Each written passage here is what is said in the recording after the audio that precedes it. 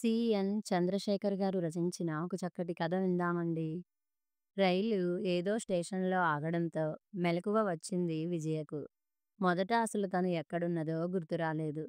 తరువాత తనకు సాయిరామ్ ఇండస్ట్రీస్‌లో స్టెనో పోస్టుకు ఇంటర్వ్యూ రావడం, తల్లి తనను హైదరాబాద్ పంపడానికి ఒప్పుకోకపోవడం, తండ్రే తల్లిని ఒప్పించి తనను ట్రైన్ ఎక్కించడం గుర్తొచ్చింది. మెల్లగా కిటికీకి ఉన్న షట్టర్‌ను పైకి తీసి స్టేషన్ పేరు చూసింది. గుంతకల్.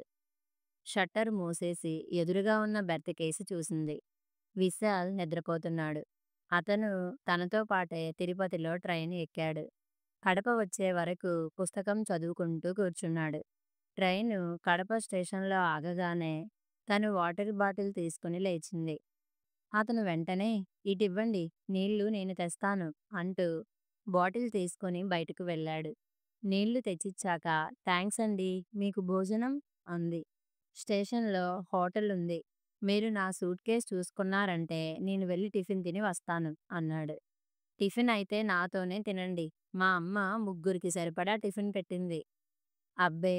ఎందుకండీ, మీ అమ్మగారు అంత ప్రేమగా మీకోసం పెట్టిస్తే అందరికీ పంచేస్తారా? పర్వాలేదు, నేను హోటల్‌లో తింటాను. ప్లీజ్ నా మాట వినండి. అసలు ప్రయాణాల్లో ఎక్కడ పడితే అక్కడ తినడం మంచిది కాదు. మీరు నాతోనే తింటున్నారు." తప్పదన్నట్టు కూర్చున్నాడు. టిఫిన్ పూర్తి చేశాక నీళ్లు త్రాగారు. అతను మళ్ళీ వెళ్ళి బాటిల్‌లో నీళ్లు తెచ్చాడు. తర్వాత ఇద్దరూ మాట్లాడుకోసాగారు. "నా పేరు విశాల్. నీ పేరు?" "విజయ." "ఏం చేస్తున్నారు?" "బీఎస్సీ చేశాను. టైపు, షార్ట్ హ్యాండ్ పాసయ్యాను. కంప్యూటర్స్‌లో కొన్ని కోర్సులు చేశాను." "బీఎస్సీలో మీ subjects?" "Maths, physics and chemistry." "ఇంజినీరింగ్‌కు ప్రయత్నించలేదా మీరు?" "ఎందుకు లేదు. కెమికల్ ఇంజినీరింగ్‌లో ఫ్రీ సీటే వచ్చింది. మా అమ్మా నాన్నలకు ఏకైక కుమార్తెను నేను. నన్ను వేరే ఊరికి ఒంటరిగా పంపడం ఇష్టం లేక తిరుపతిలోనే బీఎస్సీ చేర్పించారు. తల్లిదండ్రుల అభిమానం ఒక్కోసారి పిల్లల భవిష్యత్తుకే ప్రతిబంధకం అవుతుంది." "లేదు లేదు, నేనలా అనుకోవడం లేదు. నేను పట్టుబట్టి ఉంటే చేర్పించేవారే. నాకు ధైర్యం లేకపోయింది. మా అమ్మా నాన్నల్ని చూడకుండా ఒకరోజు కూడా నేనుండలేను. వాళ్ళను పొందిన నేను ఎంతో అదృష్టవంతురాలిని. వాళ్ళిద్దరూ పోట్లాడుకొన్న సందర్భమే లేదు. ఒకరి మాటకు మరొకరు గౌరవం ఇస్తారు. ముఖ్యంగా మా నాన్న నాతో క్లోజ్ ఫ్రెండ్‌లా మూవ్ అవుతారు. ప్రతి విషయాన్ని విశ్లేషించి చెబుతారు. ఎన్ని డౌట్లు అడిగినా విసుక్కోకుండా చెప్తారు. రామాయణ, భారతాల దగ్గర్నుంచి షేక్స్‌పియర్ డ్రామాలు వరకు అన్నీ నాకు చెప్తారు. సంగీతం నేర్పించారు. మంచి సాహిత్యం చదివింపజేశారు." "మీ అమ్మానాన్నల్ని విమర్శించినందుకు మీకు కోపం వచ్చినట్లుంది." నేను యథాలాపంగా అన్నాను. "అయినా అంత మంచి తల్లిదండ్రుల్ని పొందిన మీరు నిజంగా అదృష్టవంతులే." "థాంక్యూ. అన్నట్టు నా విషయాలు చెప్పి మిమ్మల్ని బోర్ కొట్టిస్తున్నానేమో కదూ?" "అలాంటిదేమీ లేదు. మీరెన్నాళ్ళ నుంచో పరిచయం ఉన్న స్నేహితుని వలె నన్ను భావిస్తున్నందుకు నాకు చాలా ఆనందంగా ఉంది. కొంతమందిని చూస్తే అలాగే ఫీలవుతాము. నేనిక పడుకుంటాను. Early to bed, early to rise అన్నది మా నాన్నగారి policy. Good night." "Good night." తనూ పడుకుంటూ అన్నాడు విశాల్. చిన్నగా నవ్వుకుంది తమ సంభాషణ గుర్తొచ్చి. అంతా తన గురించి వాగడమే గాని అతని గురించి అడగలేదు తను. తన తండ్రి నుంచి నేర్చుకున్న సంస్కారం ఏమైంది? కనీసం ఉదయమైనా అడగాలి. మిగతా బెర్తుల వైపు చూసింది. తామిద్దరు కాక మరో 2 బెర్తుల్లోనే ప్రయాణికులు ఉన్నారు. బహుశా కడప తర్వాత వాళ్ళు ట్రైన్ ఎక్కినట్లున్నారు. ఉదయం 5 గంటలకు సోపు, బ్రష్ తీసుకుని టాయిలెట్ వైపు నడిచింది విజయ. కంపార్ట్మెంట్ ద్వారం దగ్గర తలుపు తెరుచుకొని బయటకు చూస్తూ నిలబడి ఉన్నాడు విశాల్. అతనికి గుడ్ మార్నింగ్ చెప్పి టాయిలెట్‌లోకి వెళ్ళింది. మేకప్ అయి తిరిగి వస్తుంటే అతను అక్కడే నిలబడి ఉండటం చూసింది. విశాల్ ఆమె వైపు చూస్తూ "ఏమిటి ఇంత తొందరగా లేచారు?" "హైదరాబాద్ చేరడానికి ఇంకా 4 గంటలు పడుతుంది. నాకు ఉదయం 5 గంటలకు నిద్ర లేవటం అలవాటు. సెలవు రోజైనా సరే. మా నాన్నగారు నాకలా అలవాటు చేశారు." "అంత తొందరగా లేచి ఏం చేస్తారు?" "ఏం చేయాలి అన్న ప్రశ్నే రాదు నాకు. ముందు స్నానం చేస్తాను. ఆ తర్వాత సుబ్బలక్ష్మి సుప్రభాతం వింటాను. ఇంటి ముందు ముగ్గులు వేస్తాను. పూలు కోసి మాలలు చేస్తాను. సంగీతం ప్రాక్టీస్ చేస్తాను. ప్రకృతిని చూస్తూ పరవశించిపోతుంటాను." "మంచి అభిరుచులు మీవి.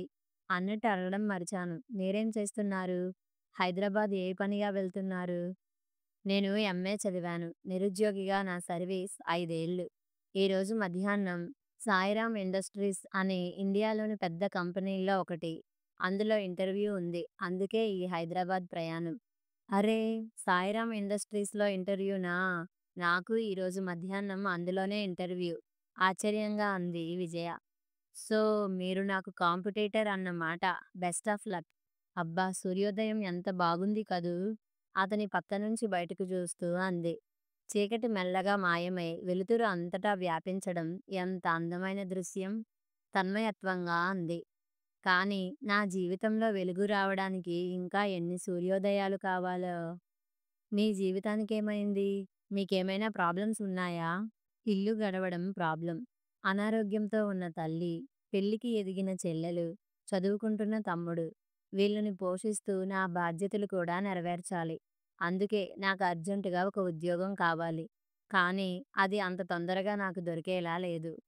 ఈరోజు మీరు ఇంటర్వ్యూలో సెలెక్ట్ అవుతారులెండి. మీకు జ్యోతిష్యం తెలుసా? తమాషాగా అడిగాడు. భగవంతుడిపై నాకు నమ్మకముంది కనుక. ముందు మీరు నవ్వండి. మీరిలా డీలా పడ్డ ముఖంతో ఉంటే ఎవరు ఉద్యోగం ఇస్తారు చెప్పండి? Be active. అతడిని ఉత్సాహపరుస్తూ అంది. అటుపై అతను మామూలుగానే మాట్లాడసాగాడు. హైదరాబాద్ చేరగానే తనను రిసీవ్ చేసుకోవడానికి స్టేషన్‌కు వచ్చిన మేనమామతో వెళ్ళిపోయింది విజయ. విజయ సాయిరామ్ ఇండస్ట్రీస్‌లో అడుగుపెట్టగానే ఎదురొచ్చాడు విశాల్. హలో! రండి. ఇంటర్వ్యూ అందరికీ అయిపోయింది. ఇక మిగిలింది మనిద్దరమే. మీకెలా తెలుసు? ఆశ్చర్యంగా అడిగింది విజయ. రిసెప్షనిస్ట్‌తో ఫ్రెండ్‌షిప్ చేశాను. అంతా చెప్పేసింది. 5 ఏళ్ళు ఉద్యోగాల వేటలో ఉన్నా కదండీ! ఆ అనుభవం. 3 పోస్టులకు 10 మందిని పిలిచారట. ప్రొద్దున్న 5 మందిలో ఇద్దరు సెలెక్ట్ అయ్యారట. సాయంత్రం బ్యాచ్‌లో ఒకతనికి ఛార్జీలిచ్చి పంపేశారు. ఇద్దరు రాలేదు. ఇక మిగిలింది మనిద్దరమే. ఒకరికి ఉద్యోగం, ఒకరికి ఛార్జీలు. పదండి మనల్ని పిలుస్తారేమో అంది విజయ. వాళ్ళు కాఫీ బ్రేక్‌లో ఉన్నారు. అక్కడే కూర్చొని మాట్లాడుకుందాం పదండి. ముందు విజయకు పిలుపు వచ్చింది. వెళ్ళిన 5 నిమిషాల్లోనే బయటికి వచ్చేసింది. తర్వాత లోపలికెళ్తున్న విశాల్‌తో ఆల్ ది బెస్ట్. నేను మీకోసం వెయిట్ చేస్తుంటాను అంది. 10 నిమిషాల తరువాత విశాల్ బయటికొచ్చాడు. అతని ముఖం ఆనందంతో నిండి ఉంది. నాకు ఉద్యోగం వచ్చిందండి విజయ గారు. కంగ్రాచ్యులేషన్స్ మనస్ఫూర్తిగా అభినందించింది విజయ. నిజం చెప్పండి. మీరు నా కోసం ఈ ఉద్యోగం వదులుకున్నారు కదూ! లేదే!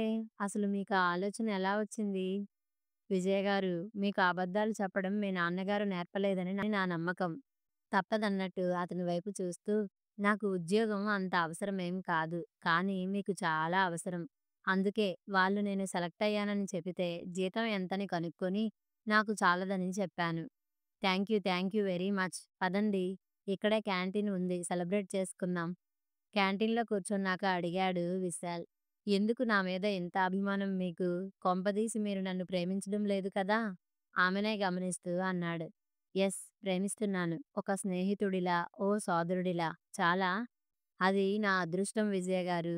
మీ అభిరుచులకు, మంచితనానికి తగిన భర్త దొరకాలని నేను కోరుకుంటున్నాను. మా తల్లిదండ్రులు ఎవరిని చేసుకోమంటే అతన్నే చేసుకుంటాను. ఎందుకంటే నా క్షేమం కోరే వారిలో వారే మొదటివారు కదా! పైగా వారి సెలక్షన్‌పై నాకు నమ్మకం ఉంది. ఆమెనే విస్మయంగా చూస్తూ అనుకున్నాడు విశాల్. ప్రతి ఆడపిల్ల ఈమెలా ఇంత బ్రాడ్‌గా ఆలోచించగలిగితే సమాజంలో ఆడపిల్లలు మోసపోవటాలు, ఆత్మహత్యలు చేసుకోవటాలు ఉండేవి కావు కదా! ఏమిటి ఆలోచిస్తున్నారు? ఏం లేదు. స్వీటు ఈరోజే నాకు స్వీట్‌గా అనిపిస్తుంది. మరి నే వస్తాను. కూల్ డ్రింక్ కూడా తాగాక విజయ అంది. మీరు తిరుపతి ఎప్పుడెళ్తున్నారు? ఓ వారం రోజులు ఇక్కడే ఉంటాను. చాలా ఏళ్ల తర్వాత మా మేనమామ గారింటికి వచ్చాను. వాళ్ళు ఇప్పుడే పంపరు నన్ను. ఓకే. మనం మళ్ళీ మళ్ళీ కలవాలి. కలుస్తాం కూడా. గుడ్ బై ఫ్రెండ్ విశాల్ అన్నాడు. విజయ కూడా గుడ్ బై చెప్పి సెలవు తీసుకుంది. అమ్మా విజయ! తండ్రి పిలుపు విని అతని దగ్గరికొచ్చి కూర్చుంది విజయ. విజయ! ఈ మధ్య నీకొక సంబంధం వచ్చింది. అబ్బాయి పేరు చైతన్య. ఇంజినీరింగ్ చదివి ఎంబీఏ కూడా చేశాడు. సాయిరామ్ గ్రూప్ ఆఫ్ కంపెనీకి ఎండీ. నిన్నెక్కడో చూశాడట. నీవు చాలా నచ్చావట. అతని తండ్రి నాకు ఉత్తరం రాశారు. కోటీశ్వరులైన మంచి మర్యాదస్తులని విన్నాను. అబ్బాయి గురించి కూడా వాకబు చేశాను. మంచివాడనే చెప్పారు. ఈ ఫోటో చూడు. ఫోటో తీసి చూసింది. వెంటనే తన అంగీకారం తెలిపింది. మంచిదమ్మా! పెళ్లి చూపులకు రమ్మని కబురు చేస్తాను. విజయ పెళ్లి చూపులు జరగడం, ఇద్దరికీ ఒకరికొకరు నచ్చడం, ముహూర్తం నిర్ణయించడం జరిగిపోయింది. కొద్ది రోజుల్లోనే చైతన్య, విజయ భార్యాభర్తలయ్యారు. పెళ్లి రిసెప్షన్‌లో చైతన్య విశాల్‌ను విజయకు పరిచయం చేశాడు. నమస్తే! ఆశ్చర్యంగా అతన్ని చూస్తూ అంది. నమస్తే!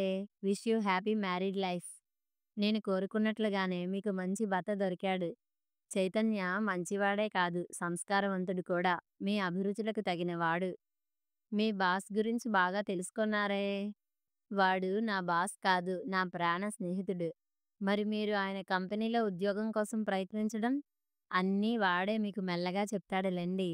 చైతన్య క్యారీ ఆన్ అంటూ వెళ్ళిపోయాడు. విజయ చైతన్యను దూరంగా లాక్కుని పోయి, నాకీ విషయం అర్జెంటుగా చెప్పండి. విశాల్ మీ ఫ్రెండ్‌గా ఉండి మీ కంపెనీలో ఉద్యోగానికై ఎందుకు ప్రయత్నించాడు? ఇదంతా మీరు ఆడిన నాటకమా? నన్నెందుకిలా మోసం చేశారు? అంది బాధగా. విజయ డోంట్ గెట్ ఎక్సైటెడ్. మేము ఆడింది నాటకమే. కానీ నిన్ను మోసగించటానికి కాదు. నిన్ను నా దానిని చేసుకోవడానికి. 1000 అబద్ధాలాడైనా ఒక పెళ్లి చేయమన్నారు. విశాల్ కొన్ని అబద్ధాలే ఆడి మన పెళ్లి చేశాడు. అసలు మా నాటకానికి కారణమేమిటో చెప్తాను. నాకు పెళ్ళీడు వచ్చి సంబంధాలు రావడం మొదలయ్యాక నాకు ఒక మధ్యతరగతి అమ్మాయిని క్రమశిక్షణతో పెరిగి, చదువు, సంస్కారం కలిగి, జాలి, కరుణ మూర్తీభవించి, సంగీత సాహిత్యాదులందు అభిరుచి కలిగి, అందమైన మోముతో బాటు అందమైన మనసు కలదై, మన సాంప్రదాయాలపై గౌరవం కలిగిన అమ్మాయిని చేసుకోవాలని అనుకున్నాను. ఏ అమ్మాయి నా అంచనాలకు, అభిరుచులకు తగినట్లు దొరకలేదు. పెళ్లి లేటైనా రాజీ పడకుండా నా ఊహాసుందరి కోసం వెతుకుతూనే ఉన్నాను. 2 నెలల క్రితం నేను స్నేహితులతో తిరుమలకొచ్చాను. కాటేజ్ తీసుకొని, రాత్రి విశ్రాంతి తీసుకొని, మరుసటి రోజు ఉదయాన్నే దైవదర్శనం చేసుకోవాలని మా ప్లాన్. మర్నాడు 5 గంటలకు నిద్రలేచాను. తలుపు తీసుకొని బయటికి వచ్చి, ఎదురుగా కనిపించిన దృశ్యాన్ని చూసి ముగ్ధున్నయ్యాను. మైమరచిపోయాను. ఎదురుగా ఉన్న కాటేజ్ బయట సిటౌట్లో నీవు కురులు ఆరబెట్టుకుంటున్నావు. ప్రక్కనే టేప్ రికార్డర్‌లో త్యాగరాజు కీర్తన. రారా మా ఇంటి దాకా. ఎస్. జానకి గొంతు. నువ్వే నన్ను అలా పిలుస్తున్నట్టు ఫీలయ్యాను. ఎన్నాళ్లుగానో వెతుకుతున్న నా జీవన సహచరివి నీవే అని నిర్ణయానికొచ్చాను. ఆ తర్వాత కొండపైన నీ వెన్నంటే ఉండి నీకు పెళ్లి కాలేదని తెలుసుకున్నాను. మీ ఇంటి అడ్రసు, ఫోన్ నంబర్ అన్నీ సంపాదించాను. కానీ నీ గురించి ఇంకా తెలుసుకోవాలనుకున్నాను. అందుకు నా స్నేహితుడు, ఆప్తుడైన విశాల్‌ని నియమించాను. వాడు సైకాలజీలో డాక్టరేట్ చేస్తున్నాడు కాబట్టి అతడే ఈ పనికి సమర్థుడని భావించాను. విశాల్ నీ స్నేహితురాలి ద్వారా నీవు మా కంపెనీలో ఉద్యోగానికి దరఖాస్తు వేసేలా చేశాడు. నీకు ఇంటర్వ్యూకు హైదరాబాద్ రమ్మని పిలిచాం. చెన్నైలో కూడా మా ఆఫీస్ ఉన్న విశాల్ నీతో ఎక్కువసేపు గడపటానికి రైలు ప్రయాణమే అనువైనదని భావించాం. ఆ తర్వాత జరిగింది నీకు తెలిసిందే. విశాల్ నీ గురించి ఎంతో గొప్పగా చెప్పాడు. అందం విషయంలోనే కాక అన్ని విషయాల్లోనూ మనమిద్దరం మేడ్ ఫర్ ఈచ్ అదర్‌లా ఉన్నామట. నాకు అర్ధాంగిని నిర్ణయించే పనిలో తనకు ఒక మంచి స్నేహితురాలు దొరికినందుకు చాలా సంతోషించాడు. వెంటనే నేను మా నాన్నకు విషయం చెప్పి మీ నాన్నగారికి ఉత్తరం రాయించాను. తన అంతస్తుకు తగరని మా నాన్న, మేము డబ్బున్న వాళ్ళమని మీ నాన్న ఈ సంబంధాన్ని తిరస్కరించకపోవడం మన అదృష్టం. నీవు నాకు దొరికిన అపురూపమైన సంపదవు. నిన్ను ఏ లోటు లేకుండా చూసుకునే బాధ్యత నాది. ఇప్పుడు చెప్పు, నేను చేసింది తప్పా? తప్పే అయితే నీవే శిక్ష విధించినా భరిస్తాను. విజయ కనుల నిండా నీరు నిండి ఉంది. తన కోసం ఎన్ని ప్రయత్నాలు చేశారా? ఏముంది తనలో గొప్పతనం? ఈ కంప్యూటర్ యుగంలో, ఇంటర్నెట్ యుగంలో ఇంకా మానవత్వపు విలువలకు ప్రాధాన్యతనిస్తూ, సాంప్రదాయాలను గౌరవిస్తూ, అటువంటి గుణాలే ఉన్న అమ్మాయి కోసం ప్రయత్నించడం ఆమెకెంతో సంతోషాన్ని కలిగించింది. మీరు చేసింది తప్పు కాదు. కొత్త పద్ధతిలో స్వయంవరం ఏర్పాటు చేసుకుని సాధించారు. స్వయంవరంలో విజయం వరించింది. అదే స్పెషాలిటీ. ఇద్దరూ మనస్ఫూర్తిగా నవ్వుకున్నారు. కథ సమాప్తం.